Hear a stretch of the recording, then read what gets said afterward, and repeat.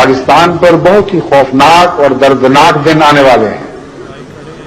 पाकिस्तान पर बहुत ही खौफनाक और दर्दनाक दिन आने वाले हैं। इसलिए मैं पाकिस्तान के अवाम से अपील करता हूं कि खा वो बरेलवी हों या देवबंदी, खा वो शिया हों या किसी और फिरके से ताल्लुक रखते हों, कि उठो और बेदार हो जाओ और हर उस तहरीक की मुखालफत करो जो कलमा मिटाने की तहरीक आपके पाक वतन से उठी है।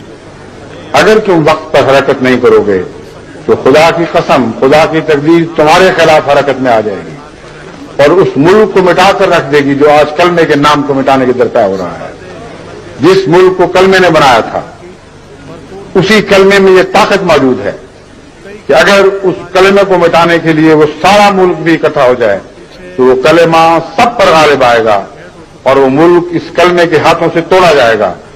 सामीन, केपीके आज़ाद जम्मू कश्मीर और गिलगित में जो तूफ़ानी बारिशें और जो सैलाब आया है उसने एक चीज़ तो साबित कर दी है कि पाकिस्तान पर इस टाइम अल्लाह ताला का अजाब नाजिल हो चुका है।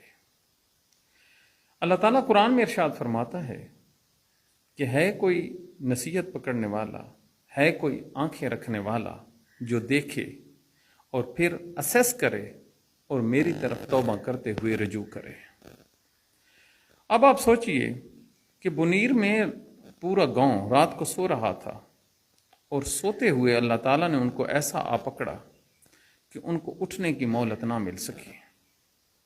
अगर आप कुरान का मुताला करें तो अल्लाह ताला ने जब मुख्तलिफ कौमों पर अजाब नाजिल किया तो वो रात का टाइम होता है, वो सो रहे होते हैं और अल्लाह ताला की पकड़ इतनी शदीद होती है कि वो उठ भी नहीं पाते।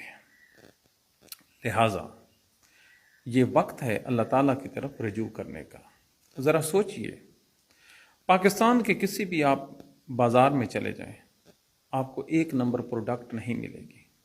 आपको दूध 2 नंबर मिलेगा, दवाइयाँ 2 नंबर मिलेंगी, कपड़ा 2 नंबर मिलेगा, फ्रूट 2 नंबर मिलेगा। अगर आप हॉस्पिटल में जाएं तो वहाँ पर जो डॉक्टर्स हैं वो 2 नंबर मिलेंगे, वहाँ पर जो मेडिसन है वो 2 नंबर मिलेगी, वहाँ पर जो चार्जेस हैं लोगों से वो डबल वसूल किए जाएंगे। अगर आप पाकिस्तान के किसी भी हिस्से में वाक़ अदालत में चले जाएं, आपको जज करप्ट मिलेगा, आपको अमला करप्ट मिलेगा, आपको जुडिशरी से मुतल्लिक़ जितने भी दीगर लोग हैं वो करप्ट मिलेंगे। हालत तो अब ये हो गई है कि इस्लामाबाद का एक सिटिंग जस्टिस कहता है कि मुझे पता है हमारी जुडिशरी में कौन कौन से जज करप्ट हैं। अगर आप इक़्तिदार पे आएँ तो पाकिस्तान का इस टाइम पूरा इक़्तिदार इंसाफ पे मबनी नहीं है। नाजायज़ लोगों का एक टोला है जिसने इक़्तिदार मुमलिकत को अपने शिकंजे में ले रखा है और वो काबिज़ होकर बैठे हैं। ये नाजायज़ हुक्मरान है।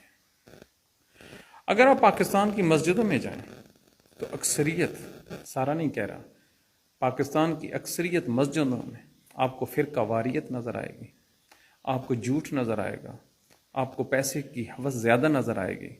मामूली अपने फ़ायदों के लिए इस्लाम को बेचा जा रहा होगा। और फ़िरका वारियत तो एक ऐसी प्रोडक्ट है जो कई सालों से लाखों पाकिस्तानियों को, मुसलमानों को खा चुकी है, ज़बा कर चुकी है। अगर आप पाकिस्तान के किसी भी दीगर इदारे में जाएं तो आपको ऐसे लगेगा जैसे आप जहन्नम में फिर रहे हैं। तो फिर आप सोचिए, एक ऐसा मुल्क जिसका ईमान है कि अल्लाह ताला की एक ज़ात है, उसका एक कुरान है और उस कुरान में उन्होंने अपनी कुछ लिमिटेशंस और अपने जो अजाब के जो मज़े हैं उससे डराते हुए लोगों को बता रखा है कि जिस कौम ने भी उसके अहकामात की रूगर्दानी की उसे उन्होंने रात को उठने नहीं दिया। तो मेरे भाइयों, तो क्या ये हकीकत नहीं है कि हम अल्लाह ताला के अजाब के इंतहाई करीब पहुँच चुके हैं? हमसे हमारा रब रूठ चुका है। तो फिर क्यों ना इस चीज़ से बचने के लिए ये जो लोग कहते हैं ना कि पाकिस्तान पर बहुत ही खौफनाक और दर्दनाक दिन आने वाले हैं। पाकिस्तान पर बहुत ही खौफनाक और दर्दनाक दिन आने वाले हैं। इसलिए मैं पाकिस्तान के अवाम से अपील करता हूं कि खा वो बरेलवी हों या देवबंदी, خواہ وہ شیعہ ہوں یا کسی اور فرقے سے تعلق رکھتے ہوں، کہ اٹھو اور بیدار ہو جاؤ اور ہر اس تحریک کی مخالفت کرو جو کلمہ مٹانے کی تحریک آپ کے پاک وطن سے اٹھی ہے۔ اگر تم وقت پر حرکت نہیں کرو گے تو خدا کی قسم، خدا کی تقدیر تمہارے خلاف حرکت میں آ جائے گی اور اس ملک کو مٹا کر رکھ دے گی جو آج کلمے کے نام کو مٹانے کی درپے ہو رہا ہے۔ جس ملک کو کلمے نے بنایا تھا، اسی کلمے میں یہ طاقت موجود ہے کہ اگر اس کلمے کو مٹانے کے لیے وہ سارا ملک بھی اکٹھا ہو جائے تو وہ کلمہ سب پر غالب آئے گا اور وہ ملک اس کلمے کے ہاتھوں سے توڑا جائے گا۔